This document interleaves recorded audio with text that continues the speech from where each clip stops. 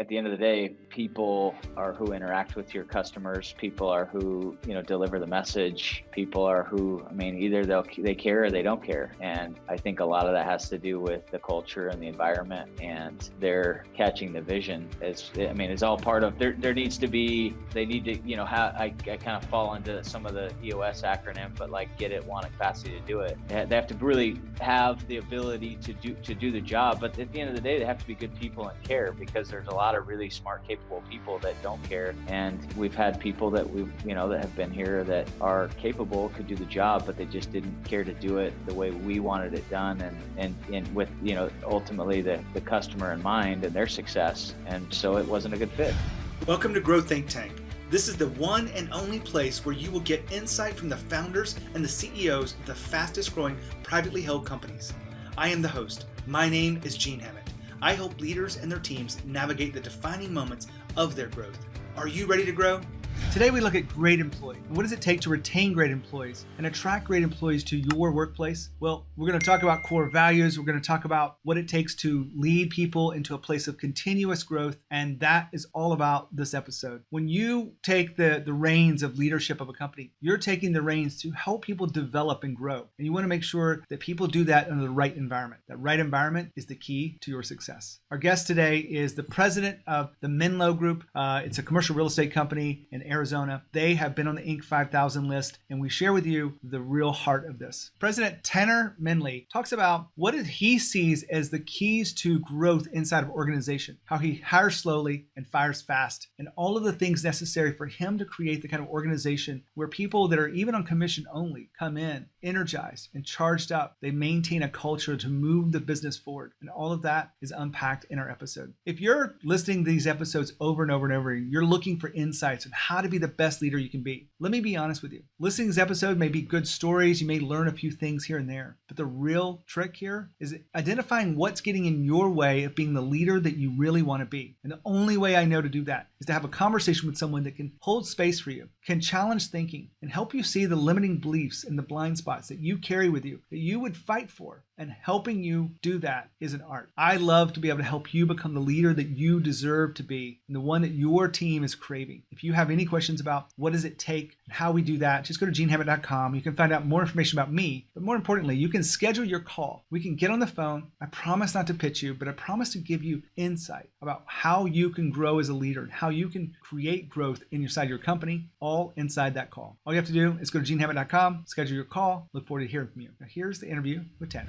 Tanner, how are you? I am fantastic. Thank you. Excited to have you on the podcast, talk about growth and leadership. Thank you. Before we kick off, tell us a little bit about the company, Menlo Group. Perfect. So Menlo Group, commercial real estate, was sort of the initial company, but commercial real estate brokerage. So both buyer and tenant representation, work with a lot of small, fast growth companies, but, helping companies find space, lease space, buy space, helping landlords lease up space and sell buildings. And we've recently gotten into the management side of the business, property management. We acquired a management company and are in the process of sort of scaling that up. And we do project management. So we oversee the build outs of, that's a real need for occupiers in overseeing the process of either big TI or even a ground up construction project. So that's sort of the core business, the commercial real estate business. And then we've got some bolt-ons because we've got some real niche services for doctors and dentists. We represent a lot of dentists in helping them expand, new locations, de novos. And then we got into practice transitions. So practice valuations and practice transitions as well. When you got your hands in a lot of different things, is it probably hard to keep it all organized, or do you have a ton of people to help you? Honestly, we have really great people, and that's been part of the process. Is just mediocre people maybe mediocre people work in really great systems, but as we've been working through the system part, just now we have really great people, and that helps a ton. Well, we're going to dive into all that today and a little bit about your style of leadership as we unpack today's episode. When I set out to talk with leaders like yourself, founders and CEOs of fast growth companies, I wasn't really prepared for how important people were in the success of a company. So if we just kind of stop right here for a moment, why do you think people are such an important way to grow and scale your business? Well, I mean, really, at the end of the day, people are who interact with your customers. People are who, deliver the message. People are who, I mean, either they care or they don't care. And I think a lot of that has to do with the culture and the environment, and they're catching the vision. It's all part of there needs to be, they need to, I kind of fall into some of the EOS acronym, but like get it, want it, capacity to do it. They have to really have the ability to do the job. But at the end of the day, they have to be good people and care, because there's a lot of really smart, capable people that don't care. And we've had people that that have been here that are capable, could do the job, but they just didn't care to do it the way we wanted it done. And with, ultimately the customer in mind and their success. And so it wasn't a good fit. I like when you talk about being more than capable, because I think a lot of people, when they're hiring, they hire based on a skill fit, but you're hiring based on something a little bit different, something more than just a skill fit. How would you phrase what you're hiring for? Well, I mean, honestly, our hiring process is probably a little too intense. It's caused some slow and being able to scale up, and when we have a real key need. But we're looking at not just are they a core value fit, and it's hard to determine that on the front side, but we use a series of assessments to understand their motivation, and skill set is just one small piece. At the end of the day, if they have horsepower and ability to learn quickly and their core value fit, I don't really care about their past performance and past history, because we're all good. They're going to know, and we're going to know within 3 or 4 weeks if they're going to make it fit in this in our environment. What are you doing that we can learn from on seeing if someone is a core value fit? As I've talked to, peers and friends, and it's hard in the initial front process to really, when you have your core values, asking good questions around those to make sure they really understand. But what we have found, not that we've avoided hiring mistakes, because I don't believe we have, but being so emphatic and overly emphasize the importance of the core values, that it's not just something, we put in our marketing. It's really everything we are. Literally within their 2-week check-in and their 30-day review, they're already self-selecting out and saying, I don't think I'm a good fit here. And so it's not a surprise. And unfortunately, we're fairly slow. I feel like I hear this a lot. We're slow to hire, and we're fairly quick to. But there's been probably more people that have self-selected out than we've had to say, hey, it's not a good fit. They know it. It's evident. Now, Tyler just talked about asking core value questions. You've probably heard this before. One of the best tips I can give you here is create a library of questions that everyone in the company can use, and everyone can pick and choose what works for them. And they can, modify that a little bit, but you want to make sure everyone's tuned in to why we want to understand the culture fit of someone and the value fit as this person is being looked at or selected to be hired. If you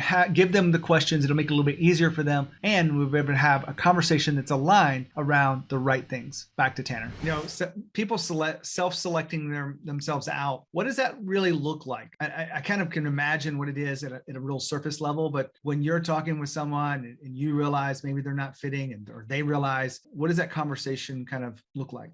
I don't know if you want sort of specific examples, but it's a text on Sunday morning that says, hey, we need to talk. And it's like, I've been reflecting. I don't think I'm a good fit. I just think, because at least for us, our culture is very intense. And I think, I mean that in a good way. I don't know if, we're eventually we'll get to this, but today was our book club. I just finished it 10 minutes ago. And so our current book that we just finished is the 5 languages of appreciation in the workplace. And it's very raw. It's a vulnerable space. And the people that don't embrace it, ultimately I'm like, hey, you don't come to book club. What's up with that? And they're like, yeah, it's too foo-foo. It's too this or it's too that. And it's like, hey, I'd really like you to be there.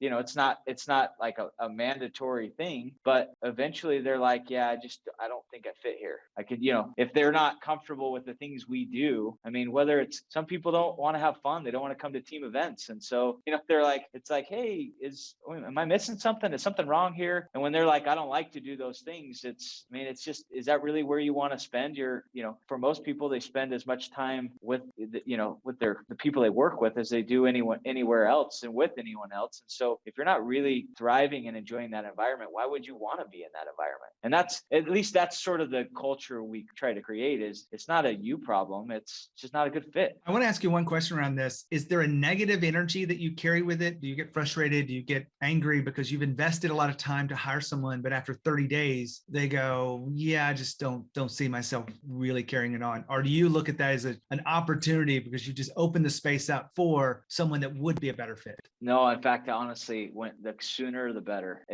And that sounds, I mean, one of our core values is positive energy. And so there's not that I'm this big energy guy, but if there's too much friction, if there's too much, toxicity or aversion to the kind of the norm, they're not happy. I'm not happy. And so it's better. I mean, it's almost like, instead of working through that, and I've got 5 kids. And so it's not like with my 5 kids, the minute I have aversion with them, I'm like, you're out, pack up your stuff. It's not a fit. It's not like that. But I just think there's a lot of flexibility in the work environment. And so there's so many companies, so many opportunities, so many industries that I believe there's a fit for every person. And look, there are people that just are toxic and they could use, a cleanse if that's such a thing. They could use some refinement, but just because they're not a fit here doesn't mean they're not good people. They're not capable people. They're not, they don't contribute to the world. It's not the right environment. I like that approach to it because I think this really is an opportunity for you to put someone in a place that would be a better fit and will appreciate the opportunity you give them. I want to switch gears here a little bit, Tanner. You mentioned this book club. I think a lot of businesses have tried to do book clubs. You've been doing it for a long time. What do you think the keys to making that work over time have been?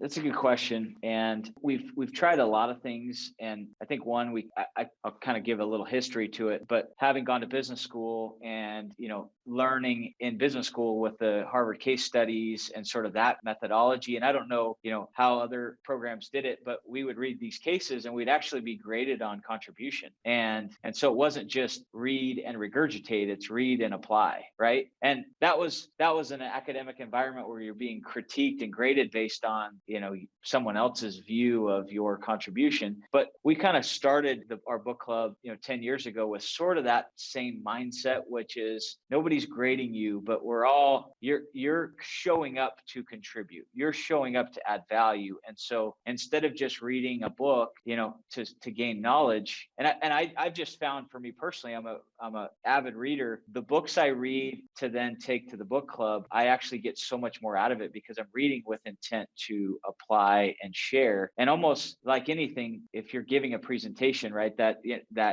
added knowledge that happens. And so we rotate who's sort of the facilitator every week. And it doesn't matter your tenure at the company or your job responsibilities at the company. Everyone gets a chance to be the facilitator, and you create the questions that are supposed to be thought-provoking questions. And so, there are people that are not comfortable. Now our team's kind of almost, 30 people in this book club, and it's a little more, it can be an intimidating environment. So you're asking the questions, and when you ask a question and nobody shares, it's a little awkward, right? But we've read so many different types of books, and it gets fairly raw, and people are there, not just looking at how to benefit each other, but like, for example, it's because it's top of mind. We just finished the 5 languages of appreciation, and people are there talking about how do we show appreciation for our team, right? How do we speak each other's languages? Now everyone's taken the test and everyone knows what their languages are, their language, their top language and their what, I don't know what the word is, but their least desirable language of appreciation. And people are talking about, well, how do I parlay this into my personal life? Because if you're only talking about being productive in your workplace, I think you're missing. And so I think that's one thing that brings everyone there. And once again, it's not a required thing. And our work culture is different because we have a lot of commission only people. And so if you think about someone that's living off a commission, they're typically less likely to say, book club, I'm not going to that. I'm not getting paid for that. I'm not closing a deal for that. Why would I attend that? Unless it's extremely valuable, right? And so if people are leaving those meetings feeling like I'm a better person now because of that conversation, well, how do you not win, right? How does that not become something that people look forward to rather than, we all attend a lot of meetings that are just like, they're just terrible. It's all about, metrics and performance and,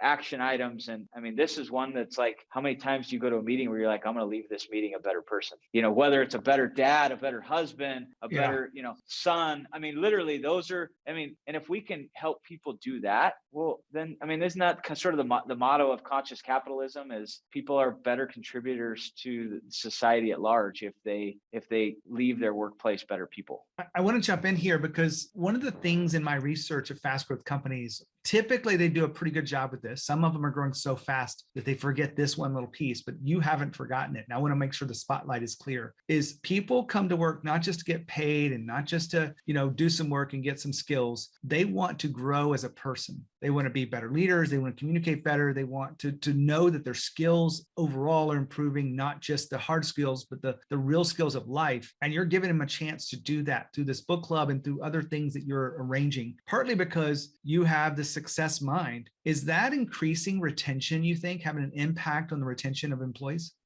Honestly, the good ones, yes. And those that, literally that's our number one core value is success minded. And if this is all part of it, this is one small piece of success minded, because you're not just there for you, you're there for everyone else, right? You're sharing and you're getting better by helping them get better. And that's better at their job. That's better, at home. That's better in, who they are as individuals. And if people aren't focused or interested in being better, honestly, that's not they're not a fit, right? And that's not just being a more proficient commercial real estate broker or a property manager or transaction manager. It's if they're not focused on getting better and being, success minded is helping others be successful, and again, this could be like for profit, nonprofit, but if that's not their kind of inherent attribute, it's not a fit. Now, Tanner was just talking about improving retention. Now, one thing that we didn't touch on there was the need to empower people. People don't want to be micromanaged. You probably know that, but they want to be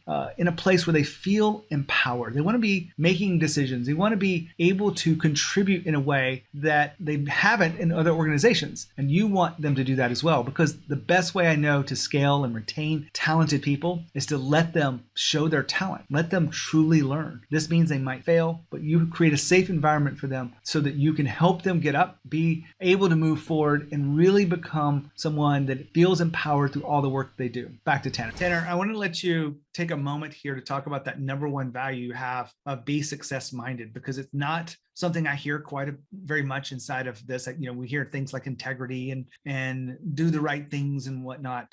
What does it mean to you, and why is it such an important to be the number one value of the company? I think a lot of things sort of tie into it, honestly, because especially I know there's a lot of sales oriented environments. And so if someone brings forward and says, hey, I don't want to help so-and-so because, that's not my deal, or I don't get paid for that. Once again, showing up to book club, I don't get paid for that. Well, then that's a quick, hey, Gene, that's not success minded. Let's talk about that. And that's really important to who we are and what we do. And if there's a disagreement on that, we can talk about it. But it's every day talking about, and so amongst our team, when there are things that are not success minded, whether we all do. We have bad clients, and it's, hey, why didn't we do this? Well, the guy's a pain in the neck, and I'll get to it later. And I'm like, but is that success minded? If he's not a priority and we're kind of putting that client's stuff to the bottom, the reality is probably ought to call him and say, so our next core value is committed. I'm like, that's not a success-minded approach or, success-minded view. And then we're not committed to the client. The same way, if we're not committed, I had to have a really hard conversation with one of our producers a couple of months ago, and he was looking for us to contribute more resources and dollars to kind of his segment. And, as a leadership team, we determined we didn't want to do that. And it didn't make sense for the company. And I said, so is that success minded? And we went through that, and it wasn't success minded for us as a leadership team because we weren't looking for his success. And the reality was we weren't committed to him, but he wasn't committed to us. He was not putting in the effort and energy. He wasn't being success minded. So then I got to have a conversation with him and say, look, here's what happened. Here was how the meeting went. And the truth is you're not committed to us and we're not committed to you. And that's not success minded. And so right or wrong, I'm not the best hirer or, letting people go, but it was a clear conversation to say there's something wrong here and it's not a fit. And yes, you've been with us for a few years and you're a great person. We have great personal relationship, but if we're not, if you're not being success minded and we're not being success minded towards you, why would we continue forward with this relationship? And he got it. And it wasn't, he ended great. And no doubt that was not the result he was looking for, but it wasn't like, he felt like we screwed him or we felt like he screwed us. There was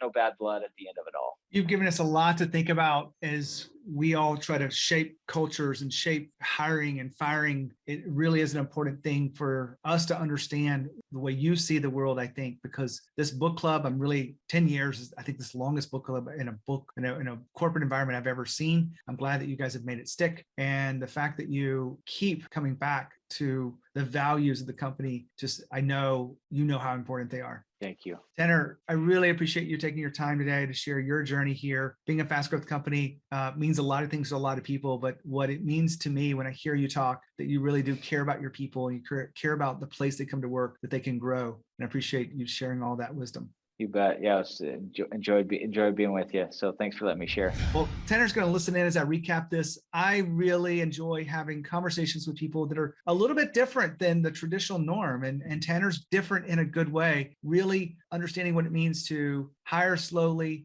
fire fast, and really develop people to be success-minded and be a continuous learner. I love the fact that we pointed out it lowers the ability for people to leave. People are leaving early, which is a win.